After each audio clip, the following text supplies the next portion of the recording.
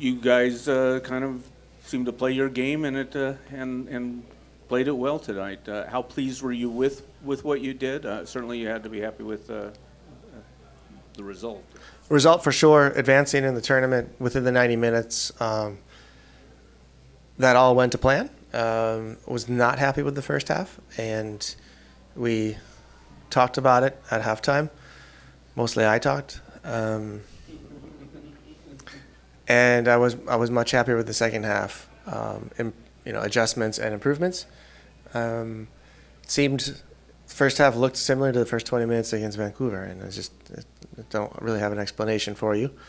And sometimes when I didn't do my homework, my parents raised their voice, and we had to do that at half, and it seemed to work. I don't really understand why. But when we step up and when we apply better pressure, when we play with more intensity and pass in a faster manner, take less touches on the ball, we look really good. And so those are the key messages at half, and those will be continually messages before our next game, against San Jose or Necaxa. Your thoughts on the field condition and the fact that you've got 2 concerts coming up here before the next game, so we might see another new turf. Yeah, it's a busy stadium. It's great to have people here all the time, and our stadium ops do as best as they possibly can. They're excellent at what they do. It's near impossible to have a perfect pitch here. Were you unhappy with it, or were you okay with it? I do not have a comment for you. To that, Coach, congratulations on the win. Can you talk a little about David Martinez's first half and maybe what could have been improved on and what might have gone well? Yeah, it just didn't. The game didn't offer him much tonight, and there was a lot of work for him, and he had to work in areas where he's not yet great at. And his solution was to float around and try to find the game, and that's typical of a younger player, and that's you tend to get even further from your goal. And so we'll sit down and work with him. It's normal stuff, nothing alarming, and he is gaining fitness. So every minute on the field is positive for him right now. Sorry if I missed the question. Just your thoughts on the field conditions tonight. Were you asked that? Yes. You were? Yeah. All right. I'm sorry, I don't really have a comment other than our stadium ops are awesome, and they do what they can with a very, very congested schedule. So it is what it is. We accept it, and it's part of LAFC. So. And were you also asked about Hugo and his ability to outlet passes and things like that? No. He wasn't. No, All right. no. So you've referenced his ability to really sort of engineer offense from the back and dictate, but it was the second assist of his career. You would think with a guy his ability to outlet, he may have a few more, but sort of his ability to jumpstart your offense and put balls in the right spot, how valuable has he been from that perspective for you guys?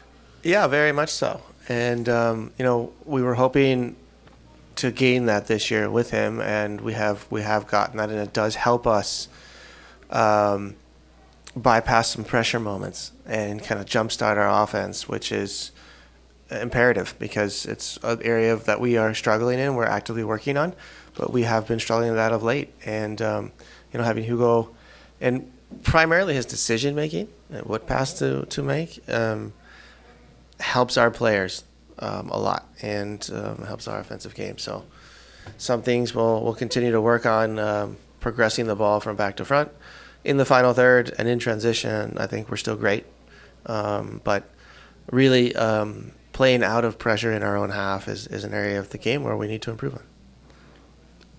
Steve, in terms of progressing in the tournament, obviously you guys are playing here, next opponent. Things are lined up fairly nicely for you guys. You club with high ambition that wants to win.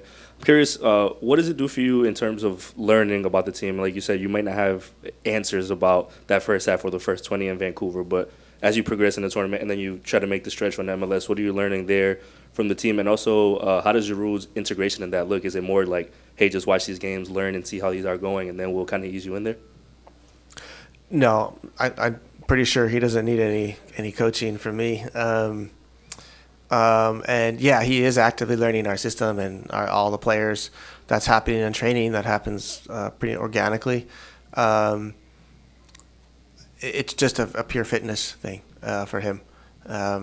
He had a much needed break, and we are starting the preseason with him. It's a short break, so we don't have to do a whole lot, but he still needs time, and he'll get that time. And he is already gelling and training, so I don't think you'll see anything that he needs to learn tactically or our system. It's pretty straightforward. Things we learn about the group. I also think it's a long season, and you're in the summer months, and it's warm, and I know it's a competition, and we need to be up for that. But sometimes it just is a little bit of fatigue mentally, really, and physically. So I'm hoping it's that, but we'll find out on the 13th. Sorry, Coach. Quick follow-up on what he asked. Lewis O'Brien, can you give an update on his situation and when we might be able to see him out there? I cannot. If you've ever gone through the visa process in the United States, you get zero information. So I do not know what to tell you. We're waiting. But he looks very good in training and is ready to go as soon as we get the green light, I guess. Not green card, green light. We'll go back to Josh. You and John were making faces at each other here. Windows coming to a close relatively soon. How do you think your guys done, and how much more work do you have, guys, in the window? We're prepared. It's if you look at the global market right now, it's pretty slow. There's not a lot of movement in any country, really. Not many clubs are buying players, so we are not the alpha male of the football world, so we don't dictate the market. Nor do we have endless amounts of cash. We have a salary cap. So we're very specific on what we're doing, and we are dependent on other things too. So we're prepared in either direction. And right now we're sort of waiting a little bit. But John and Neil have done all their homework and all their prep, so we're prepared to make some moves. But again, we're just sort of waiting things out right now. Any other questions in the room? All right, let's take a few from those on Zoom. We'll start off with Ariel Judas. Ariel, go ahead. Thank you so much. Emerce Español here, Coach. Congratulations on the win. Generally speaking, in recent matches, the tendency in LAFC has been not to dominate from possession, and this has intensified lately. But the team has looked very good and comfortable. Do you think that, given the characteristics of your players, this is the best style for your team? No. It is comforting to know, and you correctly pointed out that we do look comfortable in that. That is good to know. But we also saw how that can go the wrong way against Columbus not too long ago at home. So it's a nice tool to have to be able to defend deep and to counter, but that certainly shouldn't define us. That's not how we see it. That's not how we want it. We will use it if we need to, but we certainly want to improve in the two other phases with the ball, and we would love to create more chances and possess the ball more, and rely on one of the things that really defines LAFC over the past few years is our counter pressure moments, but those do not exist if you're just counterattacking teams. Thank you. And we will close with a question from Laura Gallo. Good evening. What is it about LAFC approach that is constantly leads to successful results against Austin FC?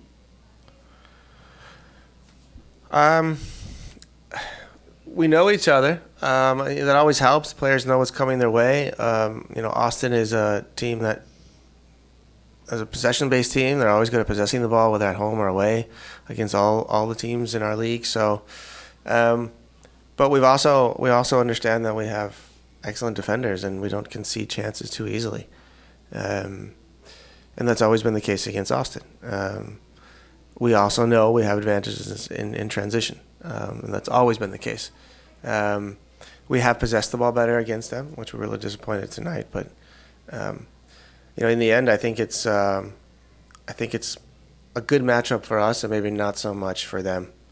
And when you have that, you often end up winning more games than you lose.